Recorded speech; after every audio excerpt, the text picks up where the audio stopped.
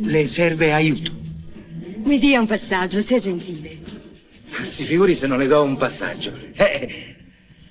Sono rimasta senza benzina. Oh, quanto mi dispiace. Oh, sono così stanca.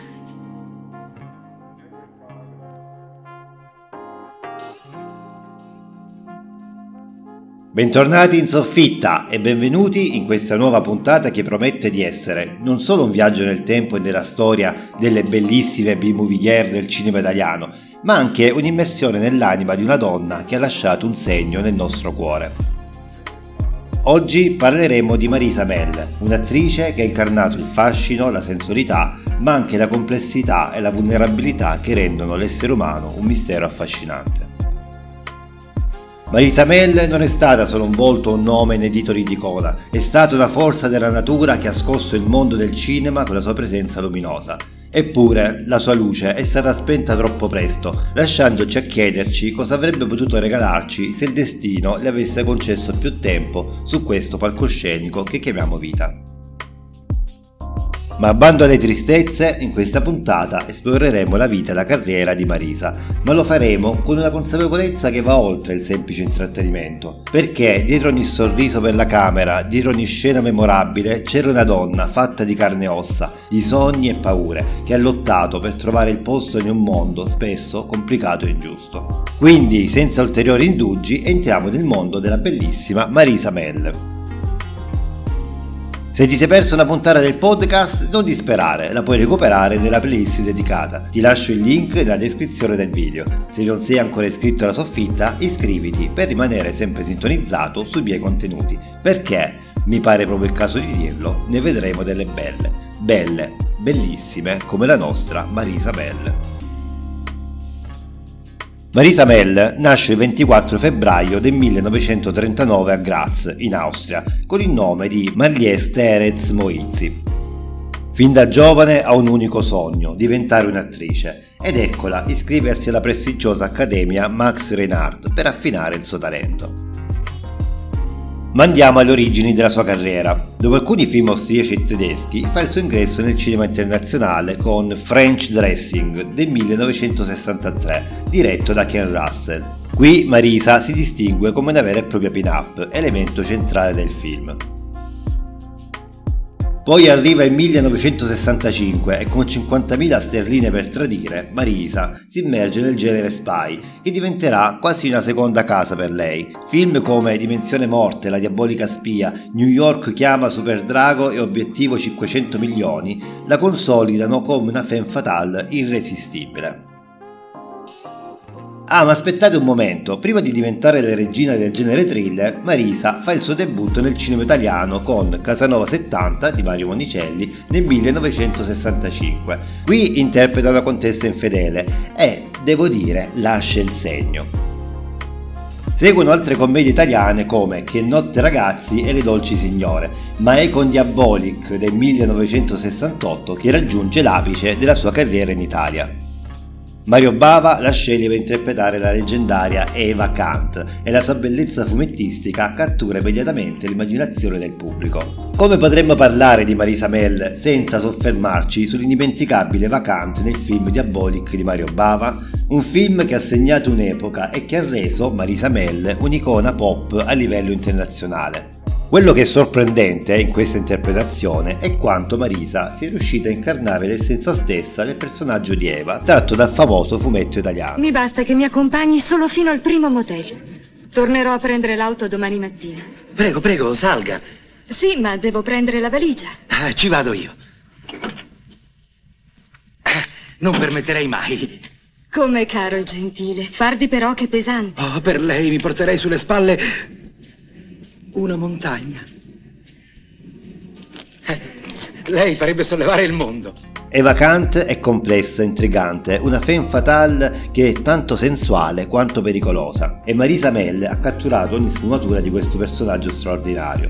È quasi come se la personalità di Marisa Mell e il personaggio di Eva Kant fossero fusi insieme in un'unica, magnifica interpretazione. Con il suo sguardo magnetico e la sua presenza scenica, Marisa Mell ha reso Eva Kant una figura indimenticabile, una donna che è sia una complice che un eguale al mitico Diabolic.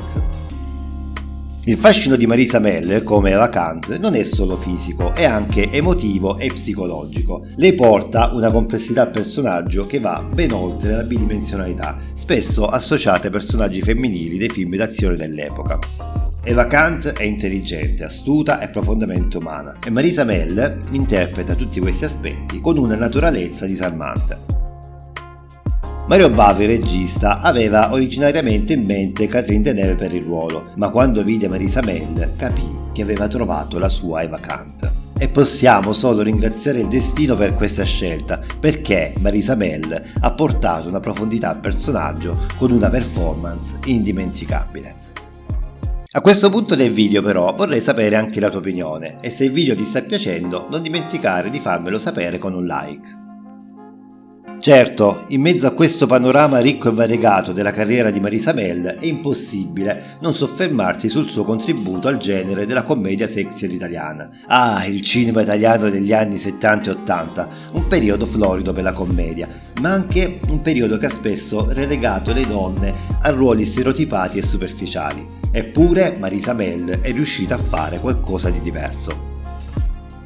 Nei suoi film, come La liceale al mare con l'amica di papà e altre commedie sexy dell'epoca, Marisa non era semplicemente un oggetto del desiderio. Le sue interpretazioni erano sempre sfaccettate, poteva essere seducente e sensuale, certo, ma anche spiritosa, intelligente e incredibilmente umana. E tu dove la trovi un'altra che ti permette di fare il Don Galeazzo? Don Galeazzo? Uè, chi è? Arcibaldo, di al signore chi è Don Galeazzo. È uno che mangia, beve e non fa un cazzo. In un genere dove le donne erano spesso ridotte a poco più di semplici oggetti di desiderio, Marisa Mell ha saputo portare una complessità e una profondità che erano tutt'altre che comuni. E cosa dire della sua presenza scenica? Quando Marisa appariva sullo schermo era impossibile distogliere lo sguardo da lei. Nella commedia sexy all'italiana, un genere spesso criticato per la sua superficialità e il suo sessismo, Marisa Mell è stata come una boccata di aria fresca. Ha dimostrato che è possibile essere sensuali senza essere oggettivate e che è possibile essere divertenti senza essere frivole. In questo senso ha elevato il genere, portandolo a un livello che poche altre sono riuscite a raggiungere. Nel 1969 la vediamo in Una sull'altra di Lucio Fulci e qui, amici, Marisa offre una delle sue performance più memorabili, inclusa una scena di striptease su una Harley Davidson che è pura goduria per gli occhi.